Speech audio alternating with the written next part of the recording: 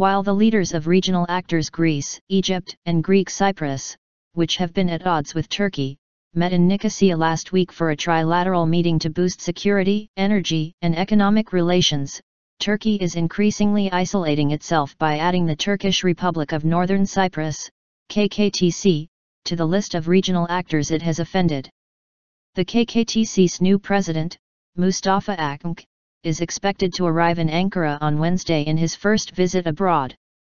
Immediately after his landslide victory on April 26, garnering 60% of the vote against incumbent President Derviş Eroğlu, who was supported by the Turkish government, Akıncı engaged in a verbal argument with President Recep Tayyip Erdoğan.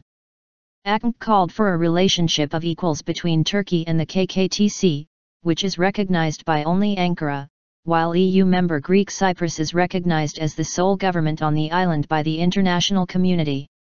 President Erdoğan told Akıncı to watch his language and reminded him that Turkish Cypriots should not forget Turkey is the motherland that has always taken care of its children on the island. In response, Akıncı asked why Erdoğan doesn't want Turkish Cypriots to behave like grown-ups.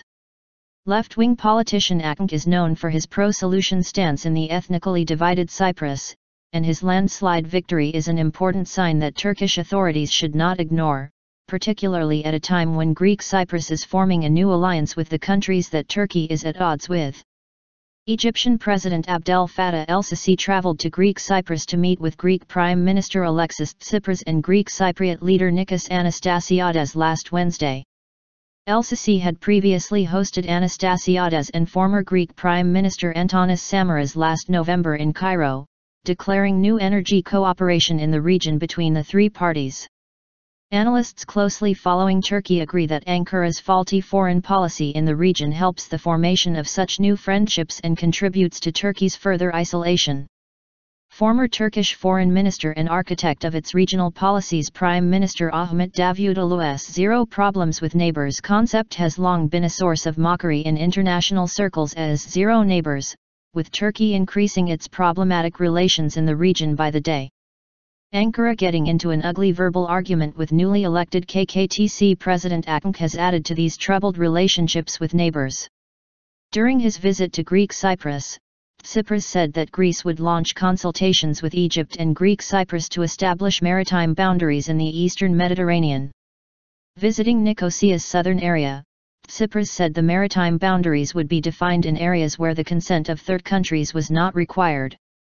Maritime zones claimed by countries for commercial research, known as economic exploitation zones, EEZ, are normally governed by the United Nations Law of the Sea or bilateral agreements between neighboring states that usually settle on an equidistant boundary.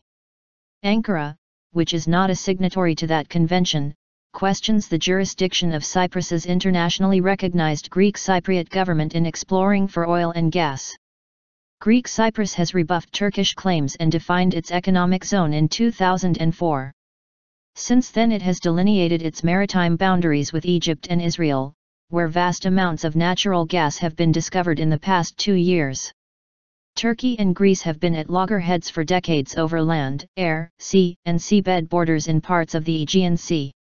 After talks with el-Sisi and Anastasiades, Tsipras said, "We agreed on further consultations for defining our sea zones wherever that is deemed necessary, and obviously where it does not require an understanding and cooperation with third countries." The three parties have also agreed to step up cooperation on combating terrorism amid fears over worsening security conditions in the region, including Libya. El-Sisi, Tsipras, and Anastasiades agreed to boost defense and security ties and to discuss relevant information to counter terrorist threats.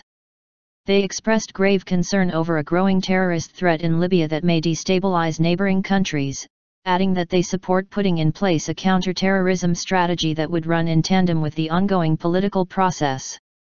Commenting on the trilateral summit that took place in southern Cyprus last week, main opposition Republican People's Party, CHP, Adana Deputy Faruk Lolo told Today's Zaman that the newly formed cooperation between Greek Cypriots, Greece, and Egypt is a result of the ruling Justice and Development Parties, AK Party, faulty foreign policies in the Middle East and the Mediterranean. "We have isolated ourselves in the region," said Lolo. The three parties are also working on an option of delivering natural gas from Greek Cyprus via Egypt. Turkey's Energy Minister Taner Yıldız said over the weekend that delivering Cyprus natural gas by way of Egypt is not a feasible option. Speaking to the press, Yıldız pointed to the declining oil prices and high cost of liquefied natural gas, LNG, and said the partnership between the Greek Cypriots and Egypt seems to be a political one rather than an economically feasible decision. Yıldız said the best option to transport the gas in the eastern Mediterranean to European markets would be via Turkey.